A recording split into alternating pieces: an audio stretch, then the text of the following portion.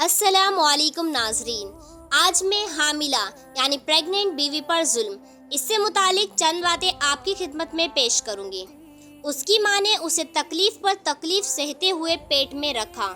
मेरे प्यारे भाइयों, इस दुनिया में सबसे नाजुक और मुश्किल हालात तब होते हैं जब एक औरत हामिला यानी प्रेग्नेंट होती है। उस वक्त उसका जिस्म, उसका दिल और उसका दिमाग तीनों बेहद थकावट और कमज़ोरी से गुजरते हैं। लेकिन अफसोस, आज भी बहुत से घरों में यही देखा जाता है। हामिला औरत को वही सारा काम करवाया जाता है जैसे कि वो आम दिनों में करती थी। कपड़े धोना, बर्तन मांजना, खाना पकाना, घर की सफाई वगैरह। यहाँ तक कि कई बार वो थककर चूर हो जाती है, मगर कोई उसका हाल पूछने वाला नहीं होता।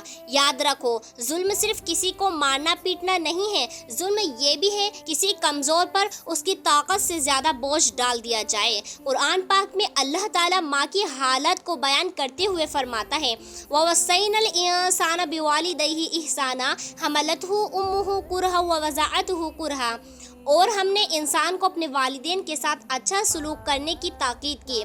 उसकी माँ ने उसे तकलीफ़ पर तकलीफ़ सहते हुए पेट में रखा और तकलीफ़ पर तकलीफ़ सहते हुए जना। सोचो, अगर अल्लाह खुद इस हालत की तकलीफ़ को बयान कर रहा है तो हम कौन होते हैं इस दर्द को नज़रअंदाज करने वाले। आप सल्लल्लाहु अलैहि वसल्लम ने फरमाया, तुम में सबसे बेहतर वो है जो अपनी बीवी के लिए बेहतर हो, और मैं तुम सब में अपनी बीवी के लिए सबसे बेहतर हूँ।